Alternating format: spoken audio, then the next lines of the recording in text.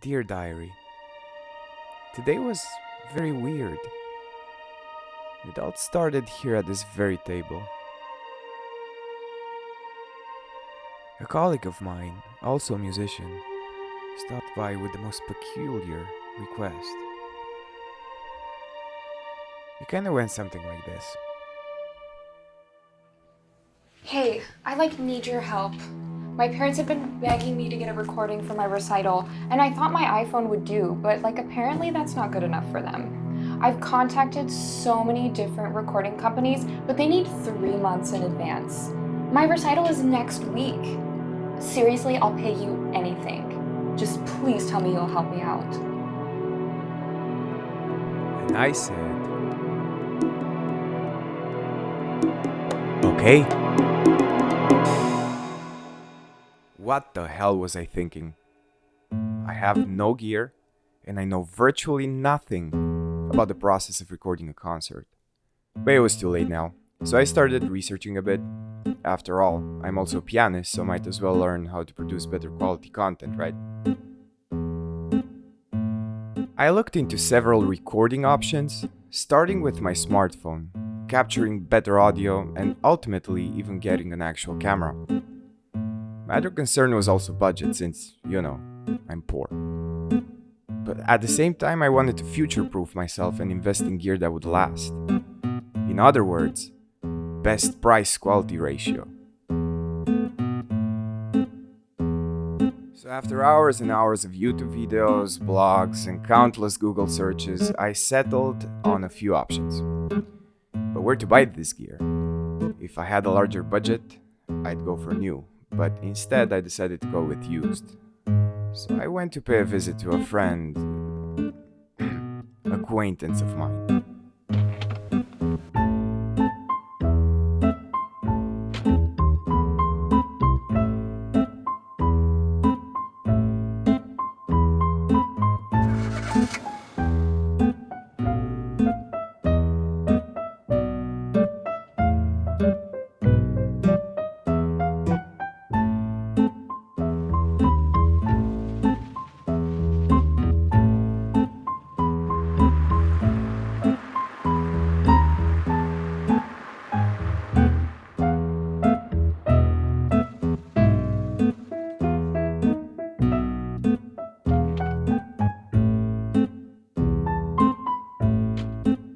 Enter stage, Pablo. You need a fridge, you go see Pablo. Need a new roof, you go see Pablo. I needed some recording gear, so I went and saw Pablo. He gives me the creeps. Although I gave him a call and told him what I needed, he first tried to sell me a high-quality ceramic knife anyway. I don't need a high-quality ceramic knife, so I said no. And after a while, I left with my package.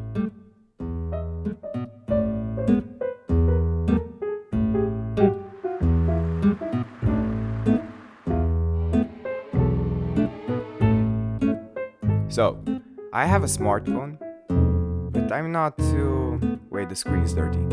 I'm not too happy with the audio quality, and I'm recording music after all. I got this little Rode Video Micro, which has a jack connection and can be plugged in most phones.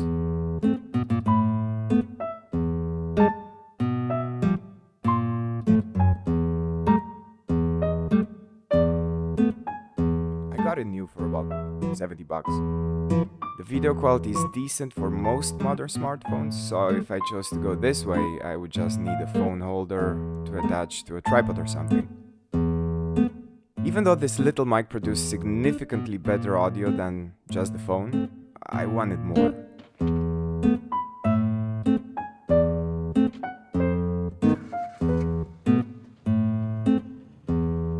So I went to see Pablo again.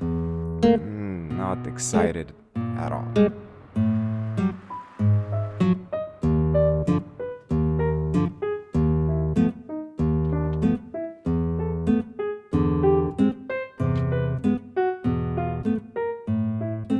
This time, he tried to sell me a small bag of flour. For baking stuff. But I don't need flour. Man, he gives me the creeps.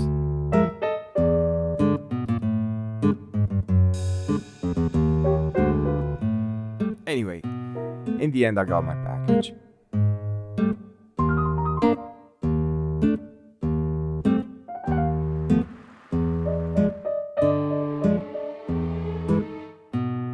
Here we go again. I bought the Zoom H4n Pro, an older model, for about $200.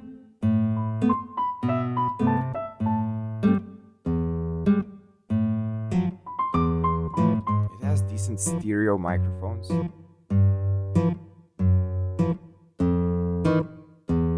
Two inputs for XLR or jack cables.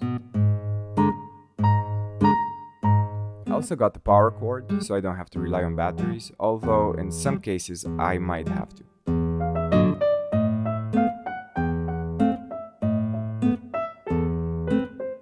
I also bought two Rode NT5 condenser microphones. I read great reviews about these mics and I paid about $400 for the pair. They're small, but with very good specs for recording live music. So many options for mics, cheaper ones, pricier ones. I guess you just need to buy the ones that fit your budget and fit your purposes. For my Rode pair, I also bought microphone holders and a stereo bar holder thingy. I don't know how to call that. So I can place both on one stand.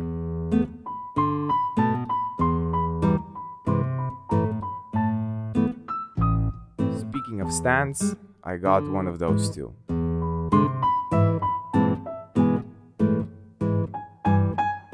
Now, the other option for recording audio was with an audio interface.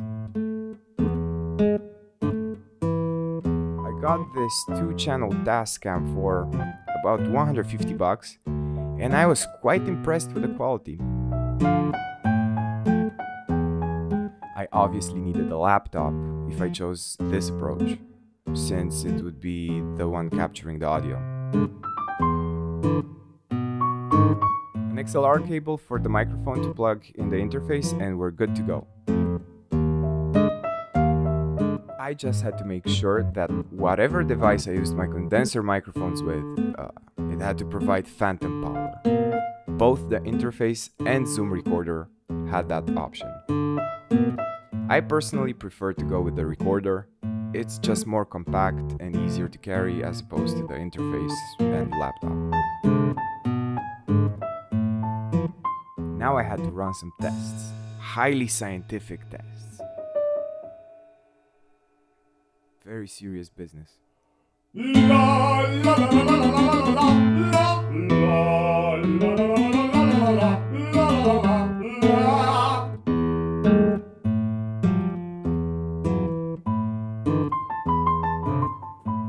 I had to know where to place the microphone in relation to the sound source. Very difficult task.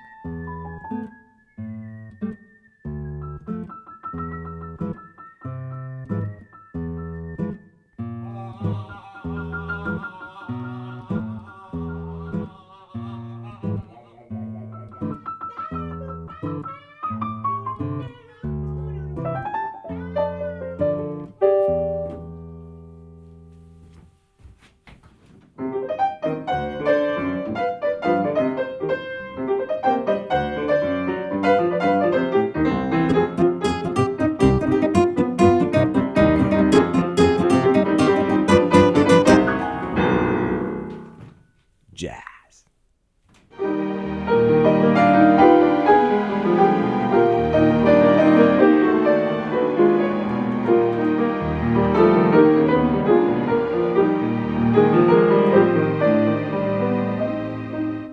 Rachmaninoff.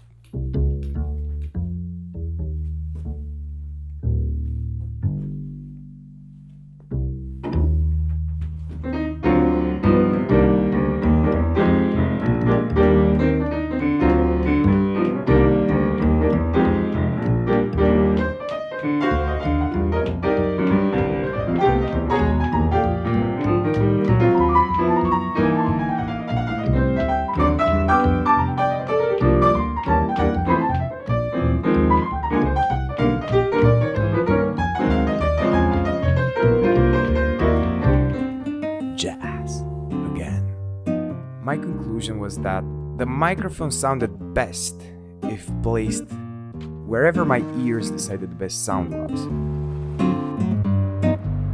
And now for the video part. I went to see Pablo again. He gives me the creeps. Of course, he tried to sell me a flat screen TV, high definition, HDMI ports or stuff. I didn't need a TV and he kinda lost his temper a bit there. But finally I left with my gear. I really don't want to see this guy again.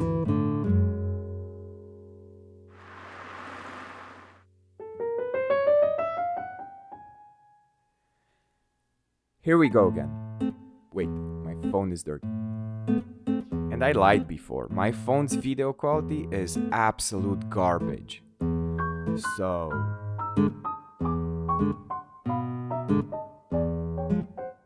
I bought a camcorder.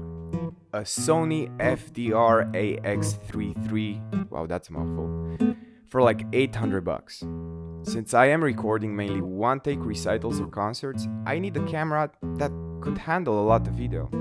The battery life on this thing is impressive. I also decided that I wanted to record two angles at the same time, so I opted for a mirrorless Sony a6100. Wait, the screen is dirty on this one too.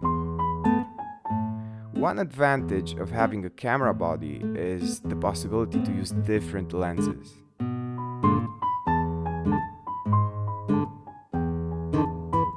I also had to get a bunch of batteries because the life on those ones is not impressive at all. The main thing I was looking for in choosing either a DSLR or mirrorless camera was not having the 30-minute video recording limit, which most cameras have. The A6100 had the best price-quality ratio that I could find and could record footage without stopping. I paid around $800 for it, but these setups can get drastically more expensive. The cheapest lens out there for this camera body is the 16 to 50 millimeter, and it offers a surprisingly good quality for a $150 pancake zoom lens. Definitely worth considering for the flexibility of placing it around the concert hall. I also stocked up on batteries.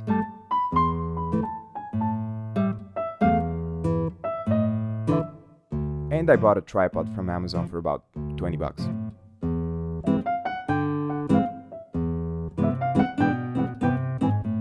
I also bought the LED light in case I film in a cave or something.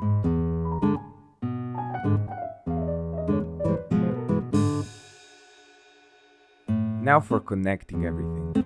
Phone is dirty again. Maybe from the trash. Phone mic. Laptop to interface through a USB cable. Microphone through XLR cable. Recorder to microphone through XLR cable. The Zoom H4n Pro has a headphone jack or line out, so I could actually connect it to my camera, so I burn my good audio directly on the footage.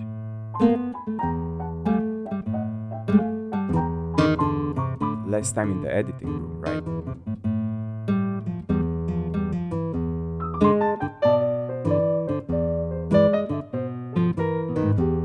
If I have to travel light, then I just add an external microphone to the camera.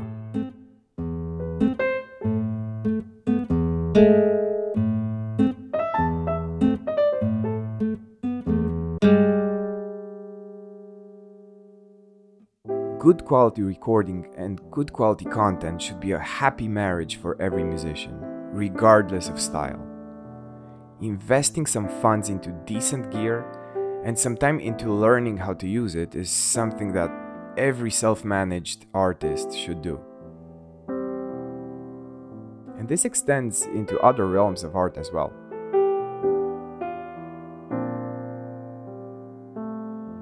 Anyway, showtime.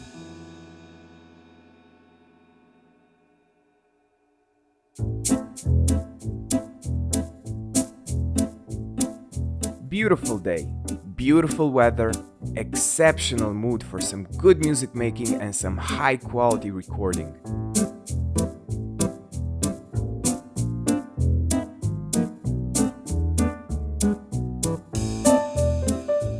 It was time for my investment to pay off, to gather the fruit of my labor. Time to shine. Nothing could stand in my way now. It was showtime. Lights on, curtains up. Machine and human in perfect harmony, creating high quality content on MySpace or whatever people use nowadays. Nothing could stop me. Shit.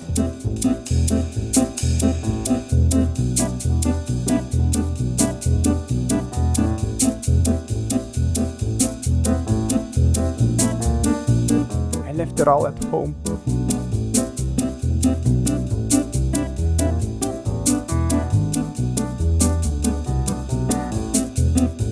Of course I left it all at home.